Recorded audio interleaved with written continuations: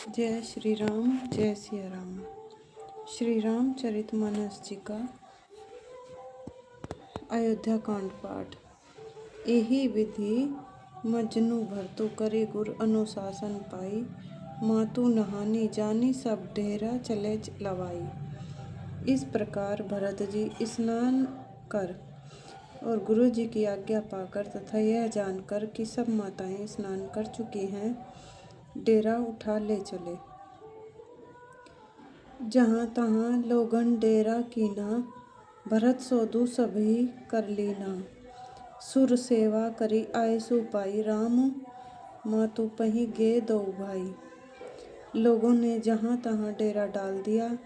भरत जी ने सभी का पता लगाया कि सब लोग आकर आराम से टिक गए हैं या नहीं।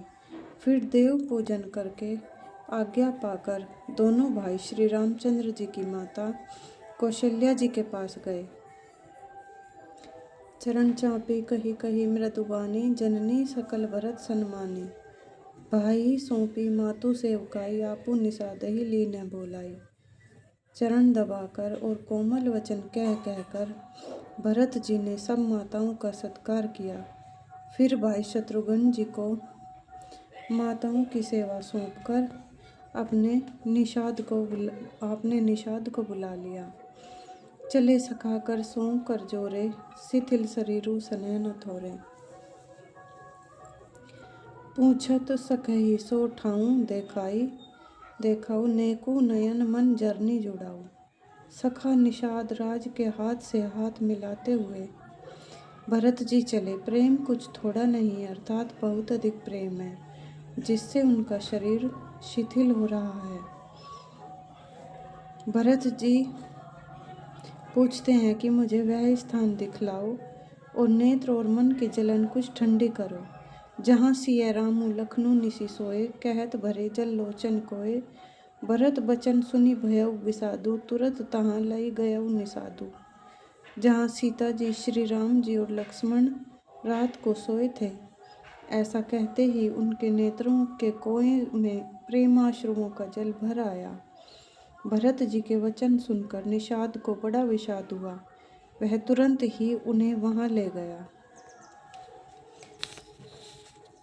जहाँ सिंसुपा पुनीत तर रघुवर किए विश्रामु, अति स्नेह सादर भरत की नेहु दंड प्रणामु। जहाँ पवित्र अशोक के वृक्ष के नीचे श्री राम जी ने विश्राम किया था, भरत जी ने वहाँ अत्यंत प्रेम से आदर पूर्वक दंडवत प्रणाम किया। कुश सांथरी निहारी सुहाई, कीन्ह प्रणामु प्रदक्षिण जाई। चरण रेख रज आखिन लाई, बनई न कहत प्रीति अधिकाई। कुशों की सुंदर साथरी देखकर उसकी प्रदक्षिणा करके प्रणाम किया। श्री रामचंद्र जी के चरण चिन्हों की रज आंखों में लगाई। उस समय के प्रेम की अधिकता कहते नहीं बनती। कनक बिंदु दुई चारिक देखे, राखे शीस सिय समलेखे। सजल बिलोचन हृदय गलानी, कहत सखासन वचन सुबानी।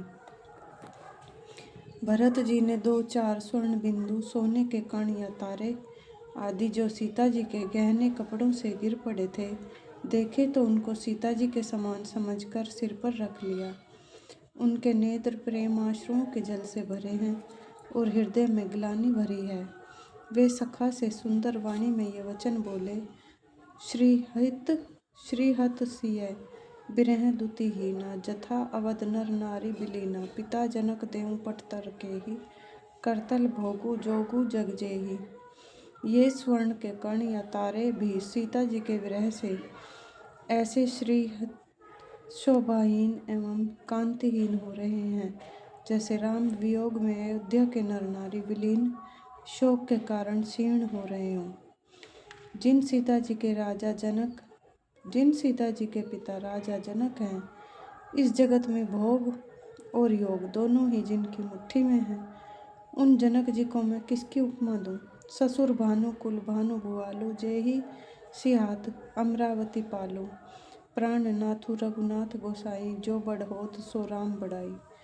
सूर्यकुल के सूर्य राजा दशरथ जी जिनके ससुर हैं, जिनको अमरावती के स्वामी इंद्र भी सिहाते थे, ईर्ष्यापूर्वक उनके जैसा ऐश्वर्य और प्रताप पाना चाहते थे। और प्रभु श्री रघुनाथ जी जिनके प्राणनाथ हैं, जो इतने बड़े हैं कि जो कोई भी बड़ा होता है वह श्री रामचंद्र जी की दी हुई बड़ाई से ही बड़ा होता है। जय श्री राम, जय सिया राम। श्री रामचरितमानस जी की जय।